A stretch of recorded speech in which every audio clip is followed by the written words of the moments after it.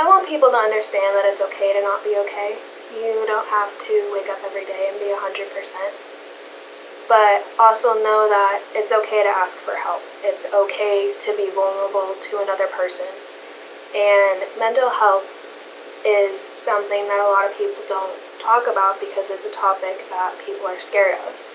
And they shouldn't be, because there's so many people, so many college students, high school students, even people in their 50s and 60s that struggle with different ranges of mental illness. And if we don't talk about it, people are going to feel as though it's not okay when it is.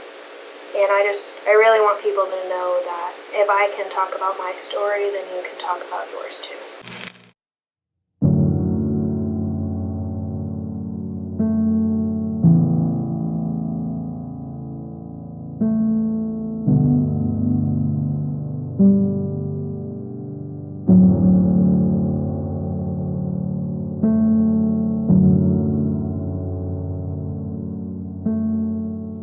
September 20th, 2018, the worst day of my life.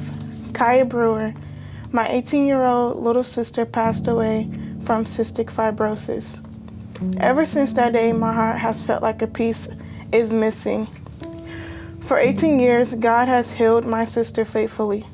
She went through months in the hospital, treatments, on oxygen 24/7, and even a double lung transplant. So I felt like, why all these years did God heal her to where we were able to grow and love on her, and then decided to take her away after 18 years? My faith was gone and my heart was shattered. For a year, I told myself that I didn't believe in God, and I let depression take over my life. I also wore a mask and smiled through it all, the hurt and the tears. I was a strong one, and I hurt in private. I cried in private, and until this day, I've never talked about it to anyone, not my family, not my friends, no one. Since my sister passed, I signed up for therapy and never showed up to the actual appointment because I just didn't want to talk about it. It hurts too bad, and after a while, the people who checked up on me, that 1 month it happened, they stopped checking up on me after that month. What does that matter? Because every time they asked, "How are you?" I answered, "I'm good." But really, I wasn't. Even with a broken heart, I smile. This September, I decided to turn my hurt into something good. I gave back to a disease that took my sister away from me. I also turned back to God and decided to put on a praise dance fundraiser, because that's what my sister and I love to do. The money we raised went to the Cystic Fibrosis Foundation of Kansas City. I also made lung pillows with my interior design class and donated them to the Cystic Fibrosis Foundation of Kansas City. From this day forward, I plan on giving back to the CF Foundation because I failed to realize this disease made my sister who she was, and I loved every bit of her. Even though she passed away from this disease, I want to give back to prevent this from happening to another family. Even while giving back, I hurt, but I smile. Telling my story today means a lot to me. Even though I'm going through depression, it feels good to be heard. It feels good to tell my story. This time, depression won't stop me. My mental health won't stop me. I will speak up about my story, my testimony, even through the hurt and the pain that my heart has endured. Hashtag Team Kaya, hashtag Cure CF, hashtag Depression Won't Win.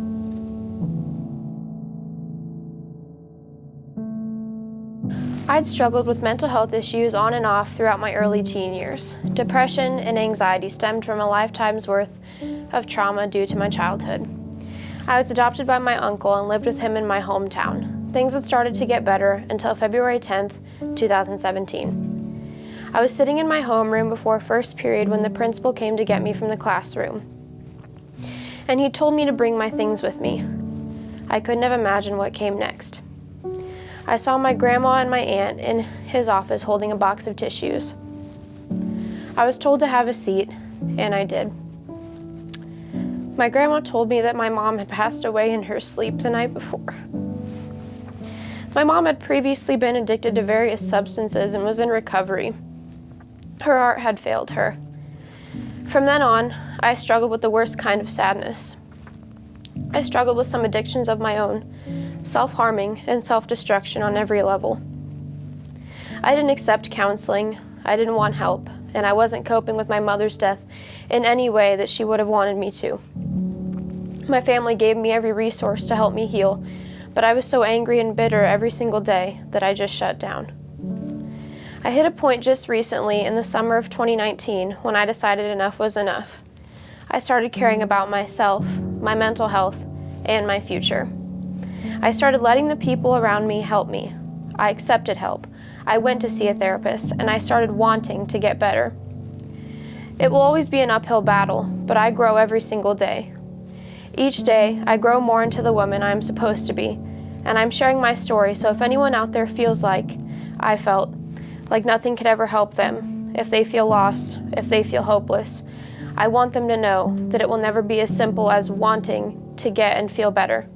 But if you put in the work, if you put it into healing and letting the people around you help you, in time, it will get easier.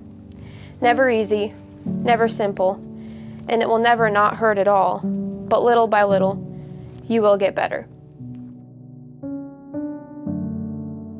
You know, as a child, your parents tell you about the bells, the whistles, everything that life has in store for you. They tell you that you can accomplish anything in life if you put your mind to it.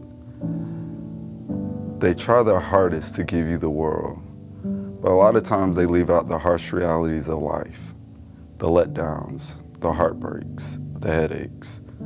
They forget to tell you about the curveballs of life. See, I learned about these things the hard way. Being sexually abused as a kid made me wonder what life really was. I often wondered, how could a child be molested, then turn around and get picked on for being molested, then turn around years later and be reminded of my adoption by the very person who molested me? Life's a trip. But it wouldn't be the last curveball life would throw at me. I've been jumped, I've been abandoned, I've been isolated and embarrassed. Sometimes I sit back and think about the little boy who stood waiting for his mother to come pick him up. I remember the little white chair I sat in for hours at a time, just hoping that each car that drove by was her. I remember my sister standing outside telling me to come in. She's not coming. I often wondered why. I mean, she was my mother, right? She loved us, right? Why wouldn't she come for us? Still, at times, I feel that I'm that little boy still waiting for her to come. With 4 failed suicide attempts, homelessness, alcoholism by the age of 22, and suffering a full psychotic break in 2016, my mind went from suicidal ideology to homicidal ideology. I questioned numerous times, why am I still here? Why me? Why doesn't God do me a favor and just take me out of here? But every day I keep pushing. Every day is a new fight. I started to turn my trials into triumphs. I began to use everything that was meant to destroy me as tools to empower me. Depression, anxiety, PTSD are all results of my traumatic past, but they will not keep me down. Anybody can do what they want when they feel like doing it. Anybody can go to class when they feel like going. Anyone can show up for work and give 100% when they're in the mood to do so. But what happens when you don't feel like studying?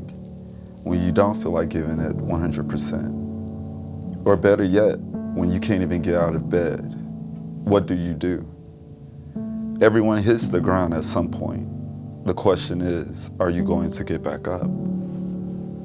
Your life is not a magic trick. You do have a say-so in it.